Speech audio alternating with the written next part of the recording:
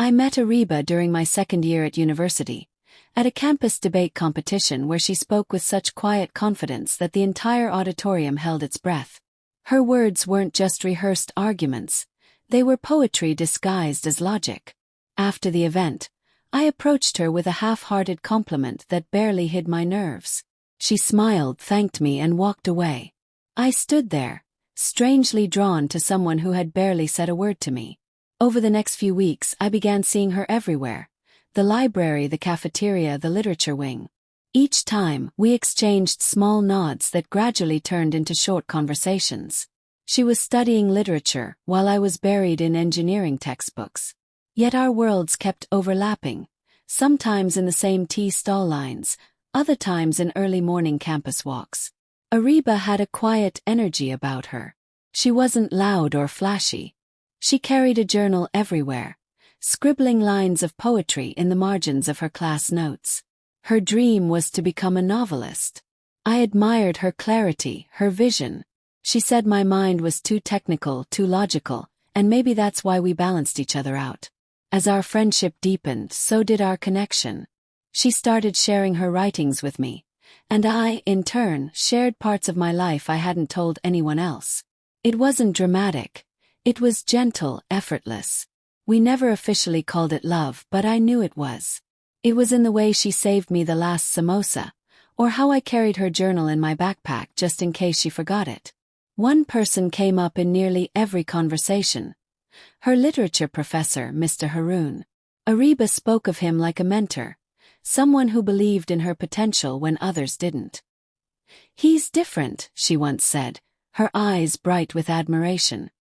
"He doesn't just teach, he listens." I listened too, though quietly. At first, I felt proud that someone in her academic circle supported her. But as the mentions increased, from advice he gave her to late-night thesis guidance, I started to feel something I couldn't quite name. Not jealousy exactly. Just a quiet discomfort I shrugged off, telling myself that trust was part of love.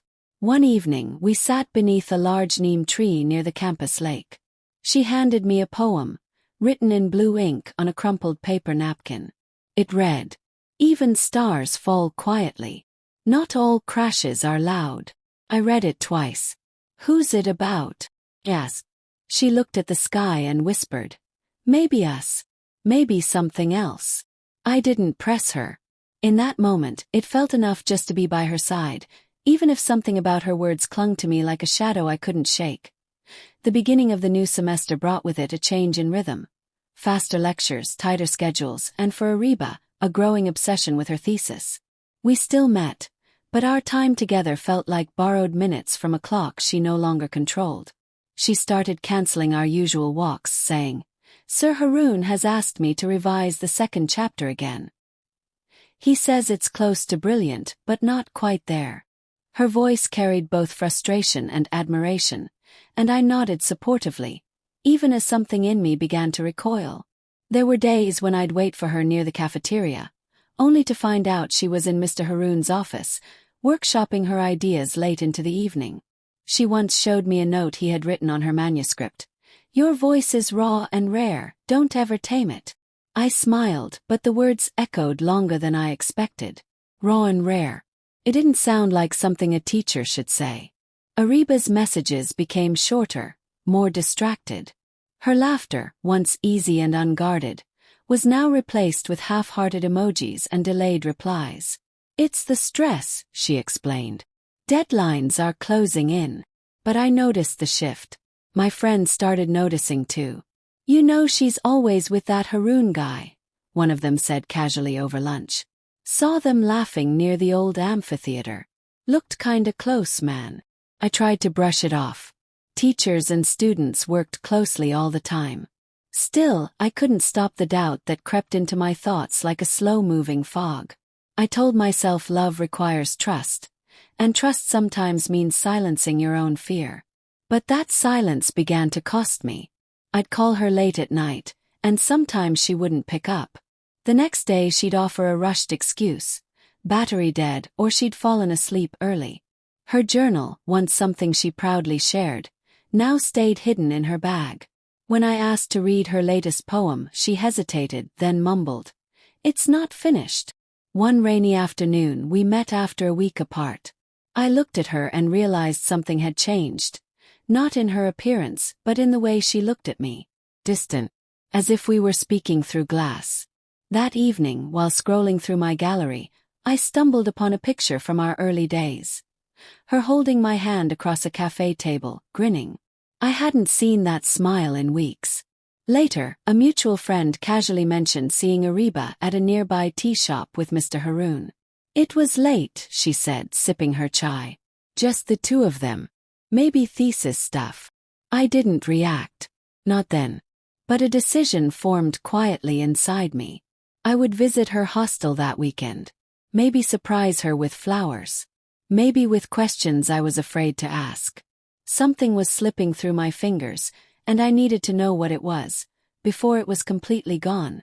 Saturday came cloaked in gray clouds, the kind that seem to mirror what you carry inside. I clutched a small bouquet of white lilies, Areeba's favorite, and made my way to her hostel, rehearsing casual lines in my head. "Just wanted to see you. Brought you something." But when I reached the front desk, the warden offered a half-smile and said, "Areeba went out about an hour ago. With her literature professor. They mentioned something about reviewing papers at the staff guest house." My heart skipped in confusion. "Mr. Haroon?" I asked, though I already knew the answer. She nodded and went back to her paperwork. I stood there for several minutes before turning around, the flowers still in hand, now damp from the light drizzle beginning to fall. I knew where the guest house was, tucked behind the administration block, rarely used unless for visiting scholars or professors pulling late hours. The gate was unlocked. I walked in slowly, each step weighed with hesitation. The porch light was on. Behind the curtain-lined window, a faint shadow passed. "Stop." My throat tightened. I didn't knock. I didn't move. I just stood outside, rooted in place, letting the sounds of muffled conversation and clinking glasses reach me like distant thunder. My head spun with reasons. Maybe it was nothing. Maybe other students were inside too. Maybe she just forgot to mention it. But the longer I stood there, the more excuses faded, and silence settled in their place. Eventually the lights dimmed. It was close to midnight. I returned home, soaked and silent. I didn't message her that night. I didn't want to see the 3 dots appear and disappear as she typed and deleted whatever excuse she would have offered. 2 days passed without a word from her. Then, as I sat under the neem tree where we used to read poetry, Areeba appeared. Her face was pale, her eyes puffy. She didn't sit beside me. "I'm sorry," she whispered. That was all she said. And somehow that single sentence unraveled everything. The trust, the hope, the future we had quietly dreamed about. Rumors began to spread across campus soon after. Mr. Haroon was under administrative review. Another student, unnamed, had submitted a formal complaint. He took a sudden leave of absence. Areeba stopped attending classes altogether. It was a week later when one of her closest friends pulled me aside in the library, eyes glossy with guilt. "She didn't know how to tell you," she said. She's pregnant." The words didn't land at first. They floated in the air like meaningless syllables. But the silence that followed gave them shape, gave them weight. Pregnant. One night. Her teacher. My hands trembled, but I didn't speak. There was nothing left to ask. Sometimes betrayal isn't loud. Sometimes it arrives like a whisper you can't unhear. In the weeks that followed, I became a ghost in my own life, drifting through lectures, pretending to listen, forcing meals down while my mind played the same scene on repeat. Her whisper. "I'm sorry." Her friend's voice. "She's pregnant." And the silence that answered every question I never got to ask. Areeba disappeared. Her hostel room was emptied within days, and no one spoke of her again. Mr. Haroon resigned quietly, slipping through the university's back door without scandal or apology. Administration cited personal reasons.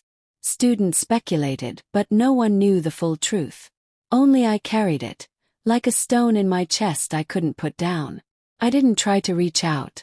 I deleted our photos, muted her contact, boxed the poem she once gave me and shoved it to the back of a drawer.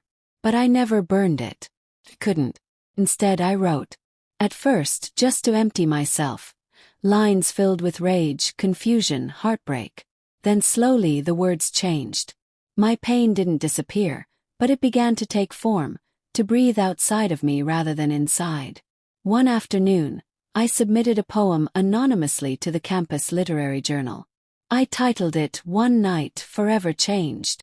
It wasn't about revenge or scandal. It was about silence. About love that doesn't survive. And people who don't say goodbye the way we wish they would. It won second place. Areeba would have smiled at that. I often sat beneath the neem tree where we once read together. Not out of nostalgia, but because it became the only place where my thoughts felt clear.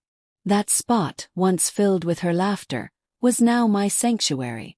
Place of quiet acceptance. Eventually the pain dulled. Not because it vanished, but because I learned to live around it. I stopped waiting for closure that would never come. There was no explanation that could undo what had happened. No version of events that would make it feel okay. Some nights I still think of her. I wonder if she's safe. If she found the strength to rebuild. If she ever reads the poems she used to write. But I never let those questions linger too long. I'm not the same person I was when I met her. Maybe that's the cruelest gift betrayal gives you, clarity. You begin to see the strength you never knew you had. And the fault lines in the love you once thought was unshakable. This isn't a story about revenge. It's not about hatred or blame. It's about understanding that love, even when sincere, isn't always enough. And that sometimes the people we cherish most are the very ones who teach us what it means to let go. She was my first love. But I was my own rescue.